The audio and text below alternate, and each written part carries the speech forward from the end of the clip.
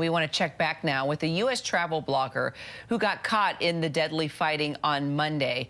Lakshmi Parthasarathi spoke to me about being caught in Sudan's capital of Khartoum as the crisis actually began to unfold. She did escape and was able to stay with a family who took her in. This is when we talked at the beginning of the week. The situation has been chaotic from the city center in search of electricity and water. In that area of the city, it was nonstop sounds of, gunshots and bombing and the sounds of the fighting. But the situation here is calmer. Lakshmi joins us now from an Airbnb there in Khartoum, joins us for just the latest on what's been a pretty harrowing journey, Lakshmi. I guess, first of all, let me start with this ceasefire that we've been reporting on. Do you feel that it's in effect from what you're seeing and hearing and feeling there on the ground? Nope, not at all. Maybe for 72 minutes max. It actually has continued even more. Like it's the sounds today from the fighting has been like more than we've ever heard, and it's also shifted actually closer to the city center near the residential areas because there's military headquarters in those areas.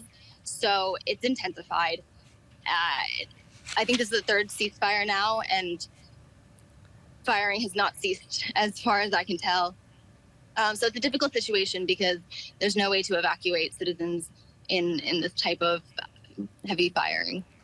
Well, that was my next question. What exactly are you going to do? I mean, I know you've been blogging and writing. We'll get to your videos in just a second, but do you feel that there's any open window here for you to get out, or is an evacuation just impossible? Have you been able to get in touch with the embassy? I have been in touch with the embassy, and they've reached back out to everybody, and they've collected information. And basically, they're, in the same position as every other embassy. It's impossible to evacuate without an airport that is safe enough for any aircraft to land. So at the moment, they're unable to, and the order is to shelter in place. So that's what I have been trying to do. It's a very big country without an airport to fly out of.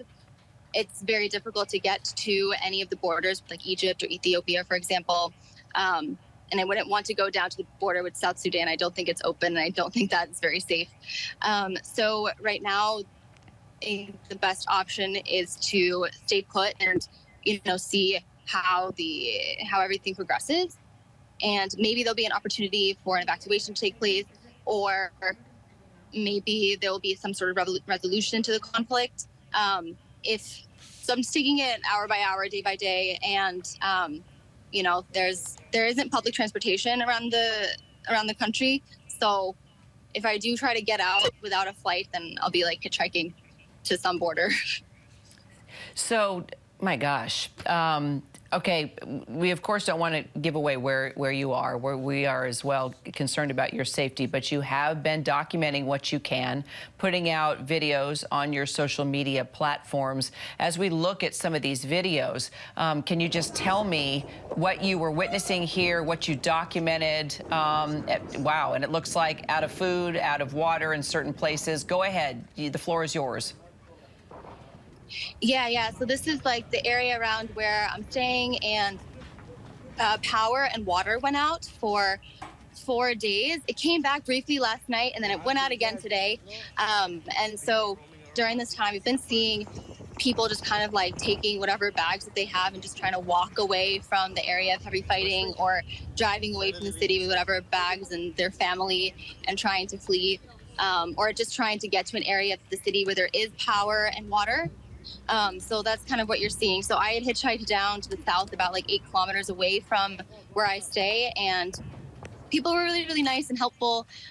We found a mosque, and the imam there helped us charge and gave us food. And then there was a bomb blast in that area though, and so we took shelter there for the night. And then the next day made it back to where I live in the city, and now kind of just waiting again, back without power, which I'm really sad about.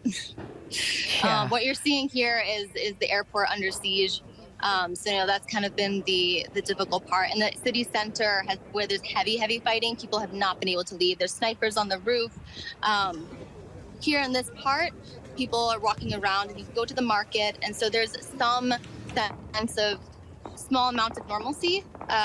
People are breaking their fast and eating on the street for iftar during Ramadan, so there's some of that. But the fighting has continued every day, nonstop, basically, regardless of any ceasefire announcements. And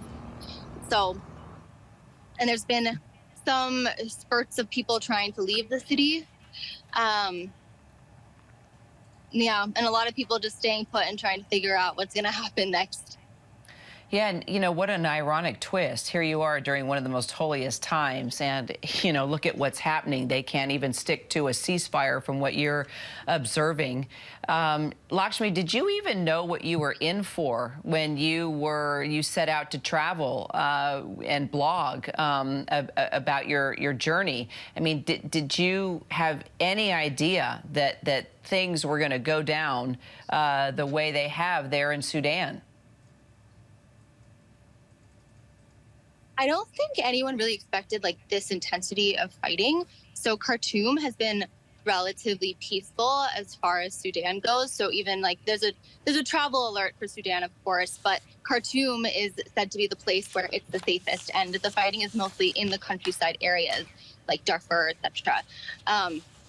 So if I'm traveling to unstable parts of the world, so of course I should expect that something can happen, but I definitely did not think that I would wake up the next morning to that level of fighting right in my backyard. That was a crazy experience. And I've spoken to the residents of Khartoum, and they also did not expect this. There was tension between the paramilitary force and the army. And there's supposed to be a transition of government to a civilian government on April 6th, and that didn't happen. And so, when I was reading that news and some of the protests, and there were some indications that it was, an uncertain time, but I was only planning to spend not too much longer in the country and then heading to Ethiopia next. But, plans didn't work out that way. These are the kinds of things you see in movies. You can't really anticipate what it will be like and how you'll feel. I know I put myself in this situation to some extent, though, so I'm just keeping myself sane and hoping that things work out in the coming days. Al, you're doing everything possible to protect yourself and also help bring out the truth of what's taking place there. Lakshmi Parthasarathi, we appreciate you just staying in touch with us, and we'll keep checking in. Thank you so much, Lakshmi. Mm-hmm. Thank you. Hi, everyone. George Stephanopoulos here. Thanks for checking out the ABC News YouTube channel. If you'd like to get more videos, show highlights, and watch live event coverage, click on the right over here to subscribe to our channel. And don't forget to download the ABC News app for breaking news alerts. Thanks for watching.